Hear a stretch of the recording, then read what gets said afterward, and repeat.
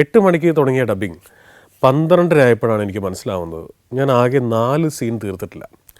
അപ്പോൾ ഒരു പോയിന്റ് എത്തിയപ്പോഴാണ് എനിക്ക് പിടികിട്ടിയത്. ഒരു good morning madam, Allu Arjun ചുമ്മാ ഒരു വരാന്തയിലൂടെ നടന്നു വരുമ്പോൾ ഗുഡ് മോർണിംഗ് മാഡം എന്ന് പറയണം. അപ്പോൾ ഞാൻ take good morning madam, retake good morning madam, retake good morning madam, retake good morning madam. Good morning മാഡത്തിന് എന്തെല്ലാം വേരിയേഷൻസിൽ എന്തെല്ലാം മോഡുലേഷൻസ് പറയാൻ പറ്റുമോ ഇതൊക്കെ ഞാൻ പയറ്റി നോക്കി, രക്ഷയില്ല. അപ്പോൾ എനിക്ക് മനസ്സിലായി ഇവരുദ്ദേശിക്കുന്ന എന്തോ വേറെ സംഗതിയാണ്. എനിക്കിത് പരിപാടി നമ്മൾ ഒരു പോയിന്റ് കഴിയുമ്പോൾ നമുക്കിത് മറന്നുപോയോ എന്നുള്ള അവസ്ഥയ്ക്ക് എത്തുമല്ലോ. അപ്പം ഞാൻ പറഞ്ഞു എനിക്ക് മൊത്തം സ്ക്രിപ്റ്റ് എൻ്റെ കയ്യിലേക്ക് തരാമോ എന്ന് ചോദിച്ചു. പിന്നെന്താണെന്ന് പറഞ്ഞു നേരെ റൈറ്റർ കൊണ്ടുവന്നിട്ട് സതീഷ് മുതുകുളം, അദ്ദേഹം തന്നെയാണ് കേട്ടോ ഇപ്പോഴും അല്ലു അർജുൻ്റെ പടങ്ങൾ മലയാളത്തിലേക്ക് എഴുതുന്ന പുഷ്പ 2 ഉൾപ്പെടെയുള്ള പടങ്ങൾ അദ്ദേഹമാണ് എഴുതിയിരിക്കുന്നത്. കയ്യിലേക്ക് ആദ്യമായി സ്ക്രിപ്റ്റ് വെച്ച് ചേർന്നു. അപ്പോഴാണ് ഞാൻ ഞെട്ടിപ്പോകുന്നത്. ഇത്രയും അടുക്കുള്ള സ്ക്രിപ്റ്റാണ്, 95-96 സീൻസാണ്. അവിടെയാണ് ഞാൻ 4 സീനായിട്ടില്ല ഉച്ചയായിട്ടും. ഇങ്ങനെയാണ് കാര്യങ്ങളുടെ പോക്കെങ്കിൽ ഒരു 8 ദിവസം മിനിമം നിന്നാൽ മാത്രമാണ് ഇത് നടക്കാൻ പോകുന്നത്. അന്നത്തെ എൻ്റെ അവസ്ഥയിൽ ആ 8 ദിവസം തിരുവനന്തപുരത്ത് സ്പെൻഡ് ചെയ്യാൻ പറ്റില്ല. അത്രയേറെ കമ്മിറ്റ്മെൻറ്റ് എറണാകുളത്ത് സീരിയൽസുകാരുമായിട്ട് നമുക്കുണ്ട്. അപ്പോൾ ഞാൻ പറഞ്ഞു ഐ എം റിയലി സോറി, ഞാനിതിന് പറ്റിയ ആളല്ല, നിങ്ങൾക്കൊരു റോങ് ചോയ്സ് ആയിരുന്നു, എന്നോട് ക്ഷമിക്കണം, ഞാൻ തിരിച്ചു പോയിക്കോട്ടെ. പ്രൊഡ്യൂസർക്ക് വലിയ ഷോക്കായിരുന്നു. അദ്ദേഹം പറഞ്ഞു അങ്ങനെ പറഞ്ഞാൽ അങ്ങനെയാണ്, നിങ്ങൾ ഇവിടെ നിന്ന് കൊണ്ടുവന്നല്ലേ നിങ്ങൾ ചെയ്യണം. ഞാൻ പറഞ്ഞു സാർ ഇത് മുന്നോട്ട് പോകുന്നില്ലല്ലോ, എത്ര ടേക്കായിട്ട് മുന്നോട്ട് പോകുന്നില്ലല്ലോ, നിങ്ങൾ ഉദ്ദേശിക്കുന്നൊരു മോഡുലേഷൻ വേറെ, ഞാൻ പറയുന്നത് വേറെ, അപ്പോൾ ശരിയാവുന്നില്ലെങ്കിൽ പോകാമെന്നുള്ളതല്ലേ. അപ്പോൾ എൻ്റെ അടുത്ത് പണ്ട് ലോഹിതാ സാറ് പറഞ്ഞു തന്ന ഒരു ഡയലോഗ് എനിക്ക് ഓർമ്മയുണ്ട് ഇപ്പോഴും. ലോഹിത് സാറ് പറഞ്ഞു, ജിസേ എൻ്റെ ചിരിയല്ല നിൻ്റെ ചിരി, എൻ്റെ അട്ടഹാസമല്ല നിൻ്റെ അട്ടഹാസം. അട്ടഹാസം എന്ന ഇമോഷനാണ് വേണ്ടത്, അല്ലെങ്കിൽ ചിരി കരച്ചില്ലെന്ന് പറഞ്ഞ ഇമോഷനാണ്. ഞാൻ കരയണ പോലെ നീ കരയണം എന്നില്ല. ഇപ്പോൾ കിരീടത്തിലെ സേതുമാധവൻ കരയുന്നത് ഞാൻ എഴുതിയപ്പോൾ എങ്ങനെയാണോ ഉദ്ദേശിച്ചത് അങ്ങനെയല്ല. മോഹൻലാൽ കരഞ്ഞിരിക്കുന്നത് മോഹൻലാലിന് പറ്റുന്ന രീതിക്കാണ്. ലോഹിദാസ് കരയണ പോലെ മോഹൻലാലിനോട് കരയാൻ പറഞ്ഞാൽ പറ്റില്ലല്ലോ, നമ്മൾ വ്യത്യസ്തരായ മനുഷ്യരാണല്ലോ. അപ്പോൾ ചിരി ആ കഥാപാത്രത്തിന് മാച്ച് ചെയ്യുന്ന രീതി ചിരിക്കാമെന്നുള്ളേ ഉള്ളൂ. എഴുത്തുകാരൻ ചിരിക്കുന്ന പോലെ ചിരിക്കണം എന്നില്ല. ഇവിടുത്തെ പ്രശ്നം ഇവരുടെ ചിരി പോലെ ഞാൻ ചിരിക്കണം, ഇവർ ഗുഡ് മോർണിംഗ് പറയണ പോലെ ഞാൻ പറയണം എന്ന് പറയുമ്പോൾ എനിക്കത് പറ്റുന്നില്ലല്ലോ. എൻ്റെ മോഡുലേഷൻ അതല്ലല്ലോ. ഇതാണ് എൻ്റെ നിങ്ങൾക്ക് ഏറ്റവും എളുപ്പത്തിൽ മനസ്സിലാക്കാനുള്ള ഭാഷയിൽ പറഞ്ഞതാണ്. ഈ ഗുരുക്കന്മാർ പറഞ്ഞു തന്നിരിക്കുന്ന കാര്യങ്ങൾ അറിയാവുന്നതുകൊണ്ട് എനിക്കറിയാം ഇതാണ് ഇവിടെ സംഭവിച്ചുകൊണ്ടിരിക്കുന്നത്. ഞാൻ പറഞ്ഞു ഞാൻ പോയിക്കോട്ടെ, ഇതാണ് ഇവിടെ നടക്കുന്നത്. പ്രൊഡ്യൂസർ സ്വാഭാവികമായിട്ടും പിണങ്ങി പുറത്തേക്ക് പോകുന്നു. ഞാനും എൻ്റെ വീട്ടിലേക്ക് വിളിക്കുന്നു. ഞാൻ എൻ്റെ അമ്മയോട് പറയുന്നു, അന്ന് ഞാൻ കല്യാണം കഴിച്ചിട്ടില്ല. എൻ്റെ അമ്മയോട് ഞാൻ പറയുന്നു, അമ്മ ഞാൻ ഡബ്ബിങ് മറന്നുപോയി എന്ന് തോന്നുന്നു, ഞാൻ എത്ര ഇടും ശരിയാവുന്നില്ല. അമ്മയ്ക്ക് ആ ഒരൊറ്റ ഡയലോഗിൽ പിടികിട്ടി, എൻ്റെ കംപ്ലീറ്റ് കോൺഫിഡൻസ് പോയിരിക്കുകയാണ്. അമ്മ പറഞ്ഞു അടുത്ത ട്രെയിനിൽ കയറി നീ കൊച്ചിയിലേക്ക് തിരിച്ചു പോരും, ആരോടും യാത്ര പറയാൻ പോലും നിൽക്കണ്ട, മോൻ എത്രയും വേണം തിരിച്ചു പോരും, അങ്ങനത്തെ ഒരു അവസ്ഥയിലാണ് നിൽക്കരുതെന്ന് പറഞ്ഞു. ഞാനപ്പോൾ ഈ പറയുന്ന റെക്കോർഡിസ്റ്റുണ്ട് സതീഷ് ഏട്ടൻ, റെക്കോർഡിസ്റ്റിൻ്റെ പേര് ശ്രീജിത്ത് എന്നാണ്, രണ്ടുപേരോടും എന്നോട് ക്ഷമിക്കണം കേട്ടോ ഞാൻ പോവാണ് എന്ന് പറഞ്ഞു. പുറത്തേക്ക് ഇറങ്ങുമ്പോൾ ഇവരും ഭയങ്കര നിരാശരാണ്. അപ്പോൾ അതിൽ ഈ സതീഷ് എന്ന ഒരാൾ പറഞ്ഞു ഒരു കാപ്പി കുടിച്ചിട്ട് പോകാം, പിന്നെന്താ കുടിക്കാമല്ലോ. ശ്രീ മൂവീസ് തിയേറ്ററിലുള്ള ക്യാൻറ്റീനിൽ പോകുന്നു, കാപ്പി കുടിച്ചുകൊണ്ടിരിക്കുന്നു. ആരും പരസ്പരം സംസാരിക്കുന്നില്ല, ഞാനും സംസാരിക്കുന്നില്ല. അങ്ങേറ്റത്തെ വിഷമമുണ്ട്. ആദ്യമായിട്ടാണ് എൻ്റെ ജീവിതത്തിൽ ഒരു വർക്ക് കമ്മിറ്റ് ചെയ്തിട്ട് നമ്മൾ ചെയ്യാമെന്ന് പറഞ്ഞ് വന്നിട്ട് ചെയ്യാൻ പറ്റാതെ പോകുന്നത്. അപ്പോൾ എൻ്റെ ഒരു കുറവായിട്ടാണ് ഞാനതിനെ കാണുന്നത്. ഒരു കമ്മിറ്റ്മെൻറ്റ് ഫ്രൂട്ട്ഫുൾ ആക്കാൻ പറ്റാത്തതല്ല, എൻ്റെ ഒരു പരാജയമാണത്. ഞാൻ കാരണം അവരുടെ സ്റ്റുഡിയോ ടൈം ഒത്തിരി കാര്യങ്ങൾ വല്ലാത്തൊരു റിഗ്രഷൻ സമയമായിരുന്നത്. അങ്ങനെ സതീഷ് പതുക്കെ ഒരു സ്വയം പറയുന്ന പോലെ അദ്ദേഹം പറഞ്ഞു, ഞാൻ 10-28 ദിവസമായി വീട്ടിൽ നിന്ന് വന്നിട്ട്, എൻ്റെ വീട് ഹരിപ്പാടാണ്, എൻ്റെ കല്യാണം കഴിഞ്ഞിട്ട് അധികം നാളൊന്നും ആയിട്ടില്ല, അപ്പോൾ ഇതൊന്ന് തീർത്തിട്ട് വേണം എനിക്ക് പോകാൻ. ജിസേ ഞങ്ങളൊരു സത്യം പറയട്ടെ, ജിസ് ഇതിപ്പോൾ 4ാമത്തെ ആളാണ് ഈ കഥാപാത്രത്തിന് വേണ്ടി ഡബ് ചെയ്യാൻ വരുന്ന 4ാമത്തെ ആളാണ്. മറ്റ് 3 പേരും നിങ്ങൾ നിർത്തി ഇതേ പൊസിഷൻ അല്ലെങ്കിൽ ഇതിൻ്റെ തൊട്ട് മുമ്പോ കുറച്ച് കഴിഞ്ഞിട്ടോ ഹാഫ് ഡേ കംപ്ലീറ്റ് ആയിട്ടില്ല, അതിനു മുമ്പേ അവരൊക്കെ നിർത്തി ഇറങ്ങി പോവായിരുന്നു. അതിൽ ഇന്നത്തെ ആക്ടർ ശരത്തുണ്ട്, സിനിമയിലൊക്കെ അഭിനയിക്കുന്ന പ്രശസ്തനായ ശരത്ത് എന്ന് പറഞ്ഞ ആക്ടറുണ്ട്. ഞാൻ ഗന്ധർവൻ എന്ന് പറയുന്ന സിനിമയിൽ ഗന്ധർവന് വേണ്ടി ഡബ് ചെയ്ത നന്ദു ചേട്ടനുണ്ട്, തിരുവനന്തപുരത്തുള്ള ഡബ്ബിംഗ് ആർട്ടിസ്റ്റാണ്, പ്രശസ്തനായ ഡബ്ബിംഗ് ആർട്ടിസ്റ്റ്.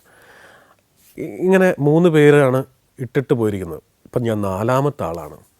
നിങ്ങളും കൂടെ പോയാൽ ഇത് എന്ത് ചെയ്യുമെന്നൊരു പിടുത്തില്ല. അപ്പോൾ എന്താ പ്രശ്നം എന്ന് വെച്ചാൽ ഈ 21 വയസ്സുള്ള കഥാപാത്രം ആയതുകൊണ്ട് ഏതാണ്ട് ഒരു 10-24-25 വയസ്സുള്ള ഒരുത്തിനെ കൊണ്ട് ഇത് ഡബ് ചെയ്യിക്കാൻ പറ്റുള്ളൂ. അപ്പോൾ ആ ഏജ് കാറ്റഗറിയിൽ ആൾക്കാർ കുറവാണ് താനും. ഇത് മറ്റൊരു ഭാഷയാണല്ലോ നമ്മൾ മലയാളത്തിലേക്ക് ഡബ് ചെയ്യേണ്ടത്. അങ്ങനെ ഈ വർത്തമാനം കേട്ടപ്പോൾ എനിക്ക് ഭയങ്കര വിഷമമായി. അപ്പോൾ ഞാൻ പറഞ്ഞു ഒരു കാര്യം ചെയ്യാം, ഞാൻ ബാക്കി ചെയ്യാം, ഒറ്റ കണ്ടീഷൻ, മുഴുവൻ ഞാൻ ഡബ് ചെയ്യും, മൊത്തം നമ്മൾ 3 പേര് ഇരുന്ന് ഡബ് ചെയ്യുന്നു, ഞാൻ തെറ്റിക്കഴിഞ്ഞാൽ ഞാൻ തന്നെ പറഞ്ഞോളാം തെറ്റാണെന്നുള്ളത്, മൊത്തം ചെയ്ത് കഴിഞ്ഞിട്ട് നിങ്ങൾ കേട്ടിട്ട് പറ ഇന്ന ഏരിയ മാർക്ക് ചെയ്തിട്ട് ഇവിടെ എല്ലാം കറക്റ്റ് ചെയ്യണമെന്ന് പറഞ്ഞാൽ അവിടെ എല്ലാം ഞാൻ കറക്റ്റ് ചെയ്യാം. ഇനി മൊത്തം മാറ്റി ചെയ്യണോ ചെയ്യാം. ഇപ്പോഴത്തെ എൻ്റെ പ്രശ്നം എന്താണെന്നറിയാമോ, എനിക്കിത് മുന്നോട്ട് കൊണ്ടുപോകാൻ പറ്റുന്നില്ല, ഞാനിങ്ങനെ എൻ്റെ കോൺഫിഡൻസ് ലെവൽ പോവാണ് എന്ന് പറഞ്ഞപ്പോൾ അവർക്കത് മനസ്സിലായി. അവർ പറഞ്ഞു ഓക്കെ ഒരു കുഴപ്പം, ഞങ്ങൾ പ്രൊഡ്യൂസറെ പറഞ്ഞ് സമ്മതിപ്പിച്ചോളൂ, അദ്ദേഹം ഇങ്ങോട്ട് വരിക പോലും ചെയ്യില്ല, മൊത്തം ജസ്റ്റ് ഡബ് ചെയ്യും, എന്നിട്ട് അദ്ദേഹം വന്ന് കേട്ടിട്ട് കറക്ഷൻ പറയട്ടെ എന്ന്. അങ്ങനെ അത് മുന്നോട്ട് പോയി. 2 ദിവസം കൊണ്ട് മൊത്തം ഡബ്ബിങ് ഞാൻ തീർത്തു. 3-ാം ദിവസം അദ്ദേഹം വന്ന് കുറച്ച് കറക്ഷൻസ് പറഞ്ഞു തന്നു, അതെല്ലാം തീർത്തു. എല്ലാവരും പരസ്പരം കെട്ടിപ്പിടിക്കുന്നു, ഷേക്ക് ഹാൻഡ് വരുന്നു, എല്ലാം പറഞ്ഞ് ഭംഗിയാക്കുന്നു, പോകുന്നു. അപ്പോഴും ഇതിപ്പോൾ ഒരു തെലുങ്ക് പടമല്ലേ, ഇതിപ്പോൾ അത് അങ്ങനെ കാണുന്ന കുറച്ച് പേരുണ്ടായിരിക്കും എന്നൊക്കെ വിചാരിക്കുമ്പോഴാണ് ഈ ഖാദർ ഹസൻ എന്ന് പറഞ്ഞ ആൾ ഓൾ കേരള അല്ലു അർജുൻ്റെ പോസ്റ്ററുകൾ കൊണ്ട് ഒട്ടിച്ച് നിറയ്ക്കുന്നു, ഹോർഡിങ്സ് കയറ്റുന്നു. ഒരു മലയാളം മാസ് പടം, ഒരു മോഹൻലാൽ മമ്മൂട്ടി പടമൊക്കെ എങ്ങനെയാണോ മാർക്കറ്റ് ചെയ്യുന്നത് അത്രയും പൈസ ഈ മനുഷ്യൻ സ്പെൻഡ് ചെയ്തിട്ട് അല്ലു അർജുൻ എന്ന് പറഞ്ഞൊരു ഒരു പയ്യന് വേണ്ടി സ്പെൻഡ് ചെയ്യുക. അപ്പോൾ ഞാൻ ഏതൊരു മാഗസിനിൽ അല്ലു അർജുൻ്റെ ഒരു ഇൻ്റർവ്യൂ വായിക്കുകയാണ്. വായിക്കുമ്പോൾ അവനോട് ചോദിക്കുന്ന ഏറ്റവും ഇഷ്ടപ്പെട്ട സംഗതി എന്താണെന്ന് ചോദിക്കുമ്പോൾ അവൻ പറയുന്നത് ചോക്ലേറ്റ് എന്നാണ്. അതാണ് അദ്ദേഹത്തിൻ്റെ പ്രായം. അപ്പോൾ ഈ ചോക്ലേറ്റ് പരുവത്തിലുള്ള അല്ലെങ്കിൽ ചോക്ലേറ്റ് ഇഷ്ടപ്പെടുന്ന ഒരു പയ്യനെ ഇവിടെ ഒരു വമ്പൻ മാസ് എൻട്രി കൊടുക്കാൻ ഖാദർ ഹസൻ തീരുമാനിച്ചിരിക്കുകയാണ്. അപ്പോൾ ഞാൻ ആലോചിച്ചത് ഇത് നന്നായേ മതിയായിരുന്നു. ഞാൻ ഈ പടം തിയേറ്റർ റിലീസാവുന്നു, അതിനോടകം ടി വിയിലും ജൂക്ക് ബോക്സിലും മെഡ്ലിയിലും ഒക്കെ ഇദ്ദേഹത്തിൻ്റെ ഡാൻസ്, ഈ ആര്യയിലെ പാട്ടുകളുടെ ഡാൻസ് വന്നിട്ട് വമ്പൻ ഹിറ്റുകളായി മാറിയിട്ടുണ്ട്. സിനിമ വരുന്നു, സിനിമ ബോക്സ് ഓഫീസ് പൊളിക്കുന്നു, മലയാളികൾ ക്യൂ നിൽക്കുന്നു. ആര്യ 75-100 ദിവസം കേരളത്തിൽ നിറഞ്ഞു കളിക്കുന്നു. ഞാൻ ഇതേ മൈമൂൺ തിയേറ്ററിൽ പോയിട്ടാണ് ഈ സിനിമ കാണുന്നത്. ഞാനിങ്ങനെ അത്ഭുതപ്പെടുകയാണ്, ദൈവം ഞാൻ ഡബ് ചെയ്തത്, ഞാനിങ്ങനെ മനസ്സില്ലാതെ ഡബ് ചെയ്തതൊക്കെ ആൾക്കാർ വലിയ രീതിയിൽ ചിരിക്കുകയും ക്ലൈമാക്സൊക്കെ ഒത്തിരി ചെയ്യാനുള്ളതായിരുന്നു. അതായത് ചിരിച്ചുകൊണ്ട് അല്ലു അർജുൻ കരയുന്ന ടൈപ്പ് ക്ലൈമാക്സൊക്കെ ആയിരുന്നു. ഒത്തിരി എനിക്ക് പെർഫോം ചെയ്യാനുണ്ടായിരുന്നു. അപ്പോൾ ഇതൊക്കെ കണ്ട് ആൾക്കാർ കൈയടിക്കുന്നത് കാണുമ്പോൾ എനിക്ക് തന്നെ ഞാൻ അന്ന് അവരോട് അങ്ങനെ പെരുമാറിയത് എന്നാലും നമ്മളുടെ ഒരു പ്രശ്നമുണ്ടല്ലോ. അങ്ങനെയാണ് അല്ലു അർജുൻ എന്ന് പറയുന്ന ആൾ ഇവിടെ സ്റ്റാർ ആവുന്നത്. അതിനുശേഷം ആര്യ, ഹാപ്പി, ബണ്ണി, ഹീറോ എന്നൊക്കെ പറഞ്ഞ് ഒത്തിരി പടങ്ങൾ ഈ അടുത്ത കാലത്ത് വന്ന അങ്ങ് വൈകുണ്ഠപുരം ആയിക്കോട്ടെ, പുഷ്പ 1 ആയിക്കോട്ടെ, പുഷ്പ 2 ആയിക്കോട്ടെ. ഞാൻ കഴിഞ്ഞ ദിവസം ഏതൊക്കെ ഒരു ഇൻ്റർവ്യൂവിൽ പറഞ്ഞിരുന്നു, അതായത് ഖാദർ ഹസൻ എന്ന് പറഞ്ഞ ആളെ ഒരിക്കലും അല്ലു അർജുൻ മറക്കാൻ പാടില്ല. അല്ലു അർജുൻ എപ്പോഴും അഭിമാനിക്കാറുണ്ട്, മലയാളം മമ്മൂക്കയെയും മോഹൻലാലിനെയും വാഴ്ത്തുന്ന നാട് എന്നെ തിരിച്ചറിയുന്നു, എന്നെ കൈയടിക്കുന്നു എന്ന് പറയുന്നത് അല്ലു അർജുൻ ഒരു പ്രിവിലേജ് ആയിട്ടാണ് കണക്കാക്കുന്നത്. പലപ്പോഴും പലയിടത്തും പറഞ്ഞിട്ടുണ്ട്. ആ അല്ലു അർജുൻ ഒരിക്കലും ഖാദർ ഹസൻ എന്നുള്ള പേര് മറക്കാൻ പറ്റില്ല. കാരണം ഖാദർ ഹസൻ്റെ വിഷനാണ് എന്ന് കാണുന്ന അല്ലു അർജുനെ മല്ലു അർജുൻ ആക്കിയിട്ടുള്ളത്. മറ്റൊരാളുടെയും വിഷനല്ല.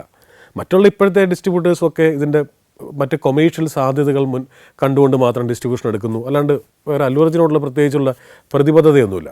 പക്ഷെ ആദ്യ കാലത്തുണ്ടായിരുന്ന ആ 10 പടങ്ങളുടെ ഡിസ്ട്രിബ്യൂഷൻ എടുത്ത് കേരളത്തിൽ അല്ലു അർജുനെ ഒരു പരിചിത മുഖമാക്കി മാറ്റിയത് ഖാദർ ഹസനാണ്. ആര്യ, ഹാപ്പി, ബണ്ണി ഒക്കെ ആയപ്പോഴത്തേക്ക് എൻ്റെ വോയിസ് ഈ പറയുന്ന അല്ലു അർജുൻ്റെ മുഖവുമായി വല്ലാതെ സിങ്ക്രണൈസ് ആവുകയും എൻ്റെ വോയിസ് കേട്ടാൽ നിങ്ങളല്ലേ മറ്റേ തെലുങ്കന് ഡബ് ചെയ്യുന്നത് എന്ന് ചോദിക്കുന്ന അവസ്ഥ ആവുകയും പിന്നീട് ആ തെലുങ്കൻ മാറി അല്ലു എന്നാവുകയും ഇപ്പം മല്ലു അർജുനൊക്കെ ആയി മാറും. അങ്ങനെ ഒരു ദിവസം എന്നെ ഖാദർ ഹസൻ വിളിച്ചിട്ട് പറഞ്ഞു, നിങ്ങൾ അല്ലുവിനെ മീറ്റ് ചെയ്യണം. നമ്മൾ മീറ്റ് ചെയ്യാലോ. വരുന്ന ശനിയാഴ്ച എറണാകുളത്ത് ഹോളിഡേ ഇൻ ഹോട്ടലിൽ അല്ലു അർജുൻ സ്റ്റേ ചെയ്യുന്നുണ്ട്. അപ്പോൾ ഒരു സിനിമയുടെ മാർക്കറ്റിംഗ് പ്രൊമോഷനുമായിട്ട് വരികയാണ്. അപ്പോൾ ജിസ് ഒരു 5 മിനിറ്റെങ്കിലും വന്ന് അദ്ദേഹത്തെ ഒരു ഹായ് പറയണം. ഒരുപാട് സന്തോഷം, എനിക്ക് സന്തോഷമുള്ള കാര്യമല്ലേ, ചെയ്യാമല്ലോ, പിന്നെന്താ, എന്നാൽ ഒരു 4 മണിയാകുമ്പോൾ വന്നോളൂ എന്ന് പറഞ്ഞു. അപ്പോൾ എനിക്ക് തോന്നുന്നു അദ്ദേഹത്തിൻ്റെ 3 സിനിമ ഹിറ്റടിച്ച് നിൽക്കുകയാണ് കേരളത്തിൽ വന്നത്. 4ാമത്തെ സിനിമയുടെ മാർക്കറ്റിംഗ് നടക്കുന്നു, പ്രൊമോഷൻ. അങ്ങനെ ഞാൻ എൻ്റെ വീട്ടിൽ നിന്ന് നടന്നു പോയാൽ 5 മിനിറ്റ് ദൂരമേ ഉള്ളൂ ഈ ഹോളിഡേ ഇൻ ഹോട്ടലിലേക്ക്. ഞാൻ ചെല്ലുമ്പോൾ കാണുന്ന കാഴ്ച എന്ന് പറയുന്നത് ആ ഹോളിഡേ ഇൻ ഹോട്ടലിൻ്റെ സൈഡിലുള്ള സർവീസ് റോഡ് മുഴുവൻ ബസ്സാണ്. ആ ബസ്സുകളിലൊക്കെ അല്ലു അർജുൻ അസോസിയേഷൻ്റെ ബാനറുകൾ, കേരളത്തിൻ്റെ എല്ലാ വശങ്ങളിൽ നിന്നുള്ള ഇവൻ്റെ ഫാൻസ് ഈ കൂടെ നിന്ന് ഫോട്ടോ എടുക്കാനും കാണാനും വേണ്ടി വന്നിരിക്കുകയാണ്. അപ്പോൾ അങ്ങനെ എനിക്ക് മനസ്സിലായത് കയറാൻ പോലും പറ്റില്ല, അത്രയേറെ ജനത്തിരക്കാണ്. ഒരു വലിയ രാഷ്ട്രീയ പാർട്ടിയുടെ പ്രകടനം നടക്കുമ്പോൾ ഒരു കേരള സമ്മേളനം നടക്കുമ്പോൾ എന്തുമാത്രം ആൾക്കാരുണ്ടോ അത്രയും ബസ് പിടിച്ച ആൾക്കാർ വന്നിരിക്കുകയാണ്. അപ്പോൾ ഞാൻ നേരെ ഖാദർ ഹസനെ വിളിക്കുന്നു. ഖാദർ ഹസനെ വിളിക്കുന്നു, ഞാൻ കയറുന്നില്ല, അങ്ങോട്ട് കയറാൻ പറ്റേ അതൊന്നും വേണ്ട, നിങ്ങളെ ഞാൻ വന്ന് പിക്ക് ചെയ്യാം, നിങ്ങൾ ഗേറ്റിൽ നിന്നാൽ മതി, ഞാൻ കൊണ്ടുപോയിക്കോളാം. നേരെ എന്നെയും കൊണ്ട് ലിഫ്റ്റ് കയറി അല്ലു അർജുനുള്ള വലിയൊരു ഹാളിലേക്ക് കൊണ്ടുപോകുന്നു. അവിടെ എല്ലാ മീഡിയക്കാരും ഉണ്ട്. പ്രധാനപ്പെട്ട അന്ന് ഈ ഓൺലൈൻ മീഡിയ ഇല്ല, മറ്റെല്ലാ മീഡിയക്കാർക്കും 10 മിനിറ്റ് വെച്ച് കൊടുത്തിരിക്കുകയാണ്. അവരെല്ലാം നിൽക്കുന്ന സമയത്ത് എന്നെ കൊണ്ട് ഖാദർ ഹസൻ ഇദ്ദേഹമാണ് നിങ്ങൾക്ക് ഡബ് ചെയ്യുന്നതെന്ന് പറഞ്ഞ് പരിചയപ്പെടുത്തി. അങ്ങനെയാണ് അല്ലുവിനെ ആദ്യമായിട്ട് ഞാൻ കാണുന്നതും പരിചയപ്പെടുന്നതും. പിന്നെ അതിന് ശേഷം അദ്ദേഹം വരുന്ന എല്ലാ സിനിമയുടെ പ്രൊമോഷൻസിനും, ഇപ്പോൾ ഈ പുഷ്പയ്ക്ക് പോലും അദ്ദേഹം വന്നിരുന്നു. അന്ന് എനിക്ക് പോകാൻ പറ്റിയില്ല, ഞാൻ സൗദിയിലായിരുന്നു. അതല്ലാതെ ഉള്ള എല്ലാ പ്രൊമോഷൻസിനും അദ്ദേഹത്തിൻ്റെ കൂടെ സ്റ്റേജിൽ ഞാനും ഉണ്ടാവാറുണ്ട്. വല്ലാത്ത ഒരു എനർജിയാണ് അല്ലുവിനെ ഡബ് ചെയ്യുമ്പോൾ നമുക്ക് ആവശ്യമുള്ളത്. അതേ കണക്കൊരു എനർജി നമുക്ക് തിരിച്ച് കിട്ടുകയും ചെയ്യുന്നുണ്ട് കേട്ടോ. അത് ഈ വളരെ അടുത്ത കാലത്താണ് എനിക്കത് മനസ്സിലാവുന്നത്. അല്ലുവിന് വേണ്ടി നമുക്ക് എടുക്കേണ്ട ഒരു എഫേർട്ടുണ്ട്, വല്ലാത്തൊരു എനർജി ആവശ്യമുണ്ട്. ഞാൻ അല്ലുവിന് ഒരിക്കലും ലിപ്പിലല്ല ഡബ് ചെയ്യാൻ നോക്കുന്നത്, ലിപ്പിൻ്റെ സിങ്ക് നോക്കിയിട്ടല്ല ഡബ് ചെയ്യുന്നത്. അല്ലുവിൻ്റെ ബോഡി മൂവ്മെൻറ്റ്, ബോഡി ജസ്റ്റേഴ്സ്, ആ ബോഡി എനർജി മാച്ച് ചെയ്യാനാണ് ഞാൻ നോക്കാറ്. അതുകൊണ്ടായിരിക്കും ഒരുപക്ഷെ എൻ്റെ വോയിസ് അല്ലുവിന് മാച്ച് ആവുന്നു എന്നൊക്കെ തോന്നുന്നത് ആ ബോഡി ലാംഗ്വേജിൽ ഡബ് ചെയ്യുന്നതുകൊണ്ടാണ്. Malaysia, Thailand, Tanzania, China. സഞ്ചാരം വോളിയം നമ്പർ 12 ഫുൾ HD-യിലുള്ള ഈ അപൂർവ ദൃശ്യയാത്രാ വിവരണ ശേഖരം സ്വന്തമാക്കാൻ 9955442222 എന്ന നമ്പറിലേക്ക് സഞ്ചാരം എന്ന് SMS ചെയ്യൂ. ഇതേ സമയം തന്നെ മറ്റ് സിനിമകളുടെ ഡബ്ബിങ്ങും സൈഡിൽ കൂടെ പോകുന്നുണ്ട്. ഈ പറയുന്ന ഞാൻ പറഞ്ഞില്ല, മലയാളത്തിലെ നമ്മൾ പേരെടുത്ത എല്ലാ ഡയറക്ടേഴ്സിൻ്റെയും കൂടെ വർക്ക് ചെയ്യാനുള്ള ഭാഗ്യമുണ്ടായിട്ടുണ്ട്. ഏതാണ്ട് 750ഓളം സിനിമകൾക്ക് ശബ്ദം കൊടുക്കാൻ സാധിച്ചു. അതിലിപ്പോൾ വിസ്മയത്തുമ്പത്തിലൊക്കെ വില്ലൻ മോഹൻലാലും നയൻതാരയൊക്കെ അഭിനയിച്ച സിനിമയാണ്, ഫാസിൽ സാറിൻ്റെ സിനിമയാണ്. അതിൽ കിട്ടിയൊരു വലിയ അപ്രീസിയേഷൻ. ഡബ്ബിങ് കഴിഞ്ഞ് പുറത്തേക്ക് ഇറങ്ങിയപ്പോൾ ഫാസിൽ സാർ ഇങ്ങനെ ഷോൾഡറിൽ തട്ടിയിട്ട് പറഞ്ഞു, നിങ്ങളെക്കൊണ്ട് ഒരു കഥാപാത്രമേ ഡബ് ചെയ്യിക്കാൻ പറ്റുള്ളൂ എന്നുള്ളതാണ് എൻ്റെ സങ്കടം എന്ന് പറഞ്ഞു. അത് എൻ്റെ ജീവിതത്തിൽ കിട്ടിയ ഏറ്റവും വലിയ അപ്രീസിയേഷനായിട്ട്, ഡബ്ബിങ്ങിൻ്റെ മേഖലയിൽ ഞാൻ ആലോചിക്കുമ്പോൾ എനിക്ക് കിട്ടുന്ന ഏറ്റവും വലിയൊരു അപ്രീസിയേഷനായിട്ട് ഞാനത് കണക്കാക്കുന്നു. പിന്നെ for the people, by the people, ആ സീരീസ് അതെല്ലാം ചെന്നൈയിലായിരുന്നു ഡബ് ചെയ്തത്. ജയരാജ് സാറായിരുന്നു ഡയറക്ടർ. കമൽ സാറിൻ്റെ നമ്മൾ എന്ന് പറയുന്ന സിനിമ അന്നത്തെ ഒരു കൂട്ടം യുവതാരങ്ങളെ കൊണ്ടുവന്ന സിനിമയാണ്. ജിഷ്ണു, സിദ്ധാർത്ഥ്, അങ്ങനെ അറിയാലോ, അതൊരു ക്യാമ്പസ് സിനിമയായിരുന്നു. തൃശ്ശൂരാണ് ആ സിനിമ ഷൂട്ട് ചെയ്തത്. അതിലാണ് ഞാൻ ഒരു കഥാപാത്രത്തിന് ആദ്യമായി ശബ്ദം കൊടുക്കുന്നത്. ഞാൻ നേരത്തെ പറഞ്ഞല്ലോ, ഊമപ്പണ്ണൂരാട പയ്യൻ എന്ന് പറഞ്ഞ സിനിമയിൽ ഒത്തിരി പേർക്ക് ഡബ് ചെയ്തിട്ടുണ്ട്. അത് ഈ വരുന്നവരും പോകുന്നവരും തമിഴ് ഒക്കെ ആയിട്ടുള്ള ആൾക്കാർ. ഒരു കഥാപാത്രം, ഇന്നത്തെ പ്രശസ്തനായിട്ടുള്ള TV ആങ്കറും വലിയ ക്യാരക്ടർ ചെയ്യുന്ന നമ്മുടെ പ്രിയപ്പെട്ട മിഥുൻ രമേഷാണ് അതിൽ വില്ലനായിട്ട് അഭിനയിച്ചിരിക്കുന്നത്. അപ്പോൾ അത് ഭയങ്കര രസകരമായ ചരിത്രമാണ്. മിഥുൻ രമേഷ് ആക്ച്വലി നല്ല ശബ്ദമുള്ള ഒരാളാണ്, നന്നായിട്ട് ഡബ് ചെയ്യാൻ അറിയാവുന്ന ഒരാളാണ്. അപ്പോൾ കമൽ സാർ എന്നോട് പറയുന്നത് മിഥുന് വേണ്ടി ജിസ് ഡബ് ചെയ്യണം എന്നാണ് പറയുന്നത്. എൻ്റെ 2ാമത്തെ സിനിമയാണ്. അപ്പോൾ എനിക്ക് ഭയങ്കര അത്ഭുതമായി. മിഥുൻ തന്നെ ഓൾറെഡി ഒരു നന്നായിട്ട് സംസാരിക്കുന്ന ആളാണ്, സീരിയലിലൊക്കെ അന്ന് ഒരുപാട് അഭിനയിക്കുന്നുണ്ട്. അപ്പോൾ കമൽ സാർ പറഞ്ഞു, മിഥുനാണ് നായകന് വോയിസ് കൊടുക്കുന്നത്, ജിഷ്ണുവിന് വേണ്ടി ഡബ് ചെയ്യുന്നത് മിഥുനാണ്. അപ്പോൾ മിഥുന് വേണ്ടി ഡബ് ചെയ്യാൻ പറ്റില്ലല്ലോ, അതുകൊണ്ട് ജിസ് ഡബ് ചെയ്യണം എന്ന് പറഞ്ഞു. അങ്ങനെ ഞാൻ മിഥുനെ ഡബ് ചെയ്യുന്നു, മിഥുൻ ജിഷ്ണുവിന് ഡബ് ചെയ്യുന്നു. നേരത്തെ പറഞ്ഞ ശരത്ത് സിദ്ധാർത്ഥിന് വേണ്ടി വോയിസ് കൊടുക്കുന്നു, രേണുക മേനോന് വേണ്ടി സംഗീത മോഹൻ എന്ന് പറയുന്ന നടി. അങ്ങനത്തെ ഒരു ഭാവനയൊക്കെ നമ്മൾ അന്ന് ആദ്യമായിട്ട് കാണും. ഭാവനയുടെയും ആദ്യത്തെ പടമാണ് നൂലുണ്ട. ഒരു കൂട്ടം ചെറുപ്പക്കാരുടെ ഒരു സംഗമ വേദിയായിരുന്നു എറണാകുളത്തുള്ള റിയാൻ സ്റ്റുഡിയോയിൽ വെച്ചിട്ടാണ് ആ സിനിമ ഡബ് ചെയ്യുന്നത്. കമൽ സാറിനെ പോലെ ഇത്രയും വലിയ നല്ല സിനിമകൾ എടുത്തിരിക്കുന്ന കമൽ സാറിനെ അടുത്ത് കാണാനും അടുത്തറിയാനും ഇടപഴകാനും ഈ ഡബ്ബിങ്ങിന് പ്രധാനപ്പെട്ട കഥാപാത്രങ്ങൾ ഡബ് ചെയ്യാൻ വേണ്ടി വിളിക്കുമ്പോൾ ഉള്ളൊരു പ്രത്യേകത എന്ന് വെച്ചാൽ ആ ഒരു ദിവസം അല്ലെങ്കിൽ ആ ഒരു ഹാഫ് ഡേ നമുക്ക് വേണ്ടി മാറ്റിവെച്ചിരിക്കുന്നതായിരിക്കും.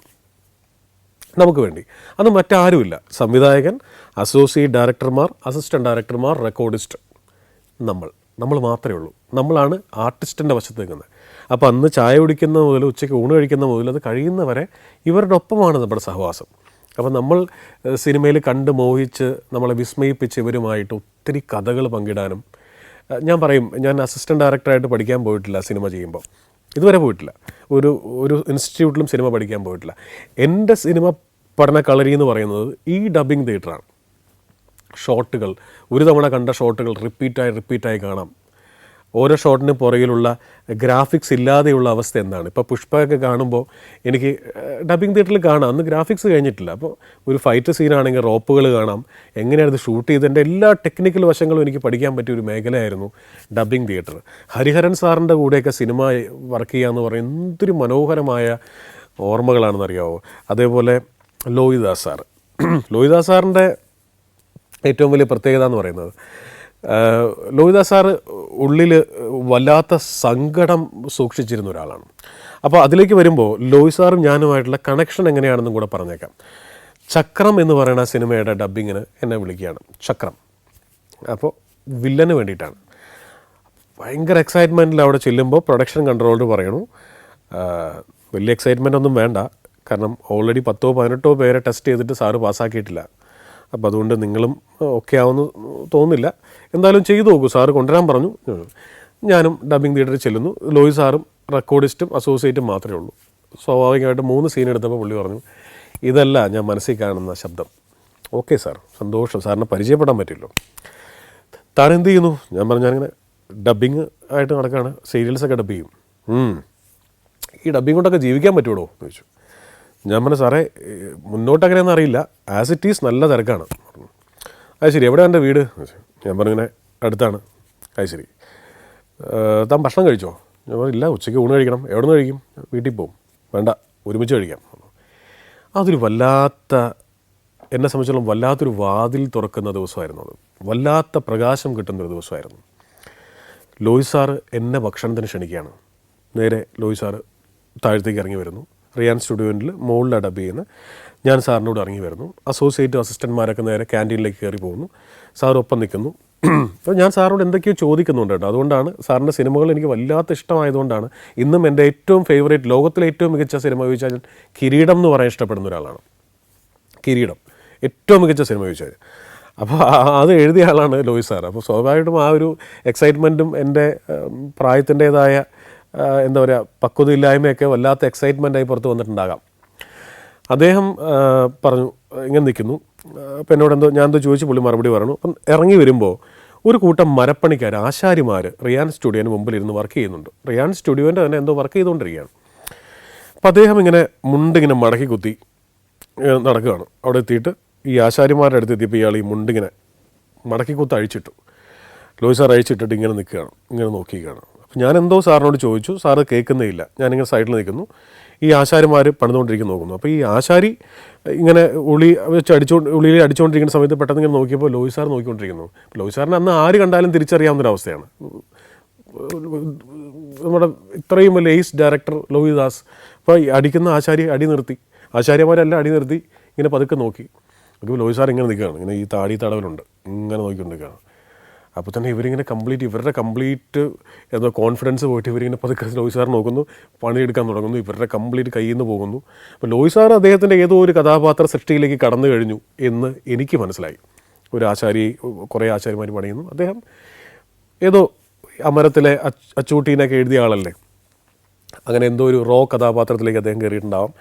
കുറച്ച് കഴിഞ്ഞപ്പോൾ ഇയാൾ പറഞ്ഞു, നമുക്ക് ഭക്ഷണം കഴിക്കാം എന്നിട്ട് നേരെ ഫുഡ് കഴിക്കാൻ വേണ്ടി പോയി. ഒത്തിരി കാര്യങ്ങൾ സംസാരിക്കുന്നു. ഭക്ഷണം കഴിച്ച് കഴിഞ്ഞ് ഇറങ്ങി വന്നിട്ട് സാറ് പറഞ്ഞു, ഇനി ഒരാളും കൂടെ വരുവോ, ഇന്ന് സെറ്റ് ചെയ്യണം, ഈ വില്ലൻ്റെ വോയിസ് ശരിയായിട്ടില്ല, തനിക്ക് എന്താവണം എന്നാണ് ആഗ്രഹം എന്ന് ചോദിച്ചു എന്നോട്. വളരെ അതേ പറഞ്ഞു, ഒരു വാതിൽ തുറക്കുന്ന ദിവസമായിരുന്നു എനിക്ക്. ഞാൻ പറഞ്ഞു, സാറേ എനിക്ക് അങ്ങനെ ഒരു സിനിമയിൽ എന്തെങ്കിലുമൊക്കെ ആവണം, എഴുതണം, പാട്ടുകൾ എഴുതണം എന്ന് പറഞ്ഞു. സംവിധായകത്തെക്കുറിച്ച് മിണ്ടിയിട്ടില്ല കേട്ടോ, കാരണം അത് പറയാനുള്ള ധൈര്യമില്ലാത്തതുകൊണ്ട്. അപ്പോൾ ലോഹി സാറിനോട് ചോദിച്ചു, സാർ എങ്ങനെയാണ് സാറേ ഇത് ഇത്രയും മനോഹരമായിട്ട് മനുഷ്യരുടെ വികാരങ്ങൾ, മനുഷ്യൻ്റെ ചങ്കിൻ്റെ ഉള്ളിൽ കൂടെ പോണ കാര്യങ്ങൾ എങ്ങനെയാണ് സാർ ഇത്രയും മനോഹരമായിട്ട് മനസ്സിലാക്കുകയും അത് എഴുതി പിടിപ്പിക്കുകയും ചെയ്യുന്നത്? അല്ലേ, ഇപ്പോൾ ഒരു സേതു കത്തി താഴെ ഇടറ എന്ന് പറയുന്ന, വേറെ ഏത് റൈറ്റർ എഴുതിയാലും ഒരു പാരഗ്രാഫ് എഴുതി വെക്കുന്ന ഒരു സംഭാഷണത്തെ സാർ വെറും ഒറ്റ വാചകം കൊണ്ട് കത്തി താഴെ ഇടറ എന്ന് പറയുന്ന ഒരൊറ്റ സാധനം. ഞാനിങ്ങനെ പറയുന്നത്, കിരീടം എന്ന് പറയുന്ന സിനിമയുടെ തുടക്കം സാറേ വിസ്മയമാണ്. ഇങ്ങനെ ഒരാൾ എസ് ഐയുടെ യൂണിഫോമിൽ വന്നിറങ്ങുന്നു, മോഹൻലാലിൻ്റെ കഥാപാത്രം. അങ്ങനെയാണല്ലോ സിനിമ തുടങ്ങുന്നത് തന്നെ. അതൊരു അച്ഛൻ്റെ സ്വപ്നത്തിൽ നിന്നാണ് ആ സിനിമ തുടങ്ങുന്നത്. ആ സ്വപ്നം ശിഥിലമായി പോകുന്നതാണ് ആ സിനിമ. പിന്നീട് ചെങ്കോലൊക്കെ വന്നപ്പോൾ നമ്മൾ കണ്ടു ഒരു അച്ഛൻ്റെ സ്വപ്നം തകരുന്നിടത്താണ് അവരുടെ ജീവിതം തകരുന്നത്. അപ്പോൾ ഇങ്ങനെ എന്തൊക്കെയോ ഞാൻ പറഞ്ഞു. സാറിന് വല്ലാതെ ഇഷ്ടപ്പെട്ടു. അപ്പോൾ സാർ എന്നോട് പറഞ്ഞു, എടോ ഈ ഒരു എഴുത്തുകാരൻ, പ്രത്യേകിച്ച് തിരക്കഥ എഴുതുന്ന ഒരാൾ, അതൊരു മാജിക്കാണ്, ഒരു മായാജാലമാണ്. ഒരു മാജിക്കുകാരൻ്റെ കുപ്പായത്തിനുള്ളിൽ പുറത്ത് വിടേണ്ട ചീട്ടുകൾ ഒളിപ്പിച്ചിട്ടുണ്ട്, പുറത്ത് പറത്തി വിടേണ്ട പ്രാവിനെ ഒളിപ്പിച്ചിട്ടുണ്ട്, മുയലിനെ ഒളിപ്പിച്ചിട്ടുണ്ട്. ഇതെല്ലാം അവൻ്റെ കുപ്പായത്തിനുള്ളിലുണ്ട്. മുയൽ വരട്ടെ എന്ന് പറയുമ്പോൾ ചീട്ട് വന്നാലും മാജിക്ക് പൊളിയും, പ്രാവ് ഇറങ്ങിയാലും മാജിക്ക് പൊളിയും. മുയൽ വരട്ടെ എന്ന് പറയുമ്പോൾ മുയലേ വരാൻ പാടുള്ളൂ. ചീട്ടിറങ്ങേണ്ട സമയത്ത് ചീട്ട് തന്നെ ഇറങ്ങണം. ഇതാടോ തിരക്കഥ. തിരക്കഥയ്ക്കൊരു നൂലുണ്ട്, ഒരു രസച്ചരടുണ്ട്. പുള്ളി ഉപയോഗിച്ച വാക്കതാണ് രസച്ചരട്. ഈ രസച്ചരട് പൊട്ടാൻ പാടില്ല. അതിങ്ങനെ ആ ഒഴുക്കിൽ വരണം. മുയൽ വരട്ടെ എന്ന് പറയുമ്പോൾ മുയൽ വരണം, പ്രാവ് വരട്ടെ എന്ന് പറയുമ്പോൾ പ്രാവ് വരണം. ഇങ്ങനെ വന്നെങ്കിൽ മാത്രമേ മാജിക്ക് വിജയിക്കുള്ളൂ. ഇത് തന്നെയാണ് തിരക്കഥയ്ക്ക് ആവശ്യമുള്ളത്. ഇന്നും എൻ്റെ ജീവിതത്തിൽ ഏത് ഒരു കുഞ്ഞ് ആർട്ടിക്കിൾ എഴുതാതിരിക്കുമ്പോഴും ഞാനത് ആലോചിക്കും, അതിനുവേണ്ടി ശ്രമിക്കും. നടക്കൂല കേട്ടോ, നമ്മൾ അദ്ദേഹമൊക്കെ വേറെ ലെവലിൽ നിൽക്കുന്ന ആൾക്കാരാണ്. പക്ഷേ ആ ഒരു ശ്രമമുണ്ടല്ലോ, ആ സ്കൂളിൽ പഠിച്ചു എന്ന് പറയുന്നതിൻ്റെ ആ ഒരു സംഭവം. എൻ്റെ പുള്ളി ഒരു എക്സാമ്പിളും കൂടെ പറഞ്ഞു. തനിക്ക് എളുപ്പത്തിൽ മനസ്സിലാവുന്ന ഒരു കാര്യം പറയാം. His highness Abdullah. ഈ അബ്ദുള്ളയാണ് മോഹൻലാൽ. അബ്ദുള്ള കല്യാണം കഴിക്കേണ്ടത് ആരെയാ? അന്നത്തെ സിനിമയൊക്കെ അങ്ങനെയാണല്ലോ, പോസിറ്റീവായിട്ട് അവസാനിക്കണം. കല്യാണം കഴിക്കുമെന്ന് തോന്നിക്കണം, അല്ലെങ്കിൽ ഇവരിനി ഒന്നിക്കുമെന്ന് തോന്നിക്കണം. അങ്ങനത്തെ ഒരു അവസ്ഥയിലായിരിക്കണം ഈ സിനിമ തീരേണ്ടത്. ഈ വർമ്മ ആയിരിക്കുന്ന ഈ വലിയ കോവിലകത്തെ ഗൗതമി അവതരിപ്പിച്ച കഥാപാത്രം, ഈ കഥാപാത്രവും ഈ അബ്ദുള്ളയുമായി ചേരും എന്ന് പ്രേക്ഷകർക്ക് തോന്നുന്നിടത്തായിരിക്കണം ഈ സിനിമ അവസാനിക്കേണ്ടത്. മറ്റു കുറേ കാര്യങ്ങൾ അതിനകത്ത് പറഞ്ഞു പോയിട്ടുണ്ടെങ്കിലും അന്നത്തെ ഒരു കേരളത്തിൻ്റെ ചുറ്റുപാടിൽ, ഇന്നതൊക്കെ മാറി കേട്ടോ, ഇത് കേൾക്കുന്നവർക്ക് ചിലപ്പോൾ ഇങ്ങനെയൊക്കെ ഉണ്ടായിരുന്നോ എന്ന് തോന്നിപ്പോൾ ഉണ്ടായിരുന്നു. അതുകൊണ്ടാണല്ലോ അദ്ദേഹം അങ്ങനെ പറഞ്ഞത്. അന്നത്തെ ഒരു കേരളത്തിൻ്റെ ഒരു സാഹചര്യത്തിൽ അങ്ങനെ അവസാനിപ്പിക്കൽ അത്ര എളുപ്പമായിരുന്നില്ല. അപ്പോഴാണ് ഈ ലോയ് സാറ് നെടുമുടി വേണുവിനെ കൊണ്ട് പറയിപ്പിച്ചിരിക്കുന്നത്. മോഹൻലാലോട് നെടുമുടി വേണുവിൻ്റെ കഥാപാത്രം പറയാണ്, എടോ സംഗീതം എന്നാൽ ബ്രഹ്മം എന്നാണ് അർത്ഥം. തനിക്ക് സംഗീതം അറിയാം, ആ അർത്ഥത്തിൽ താനും ബ്രാഹ്മണൻ തന്നെ. വെറും 3 വാചകത്തിൽ ഈ സംഭവം ഒതുക്കുന്നു. പ്രേക്ഷകർ ഹാപ്പിയായി. അതായത് നീയും ഞാനും മറ്റൊന്നല്ല, നമ്മൾ ഒന്നാണ് എന്ന് ഏറ്റവും മനോഹരമായ എസ്തെറ്റിക്കലി എഴുതി വെച്ചു. ഞാനിങ്ങനെ ഓ മൈ ഗോഡ്, നമ്മൾ സിനിമ കണ്ടപ്പോൾ അങ്ങനെ ശ്രദ്ധിച്ചിട്ടില്ല. ഇദ്ദേഹം പറഞ്ഞു തരുമ്പോഴാണ് അതിനെക്കുറിച്ച് ആലോചിക്കുന്നത്. ഒരു പക്ഷേ ഇത് കേൾക്കുമ്പോൾ ചിലപ്പോൾ ഏതാനും നിങ്ങളും കുറച്ച് പേരെങ്കിലും ആലോചിക്കുമായിരിക്കും. ഇന്ന് ലോയ് സാർ പറഞ്ഞു, ഇതുകൊണ്ടാണോ കഥ, തിരക്കഥ, സംഭാഷണം 3 എഴുതി കാണിക്കുന്നത്.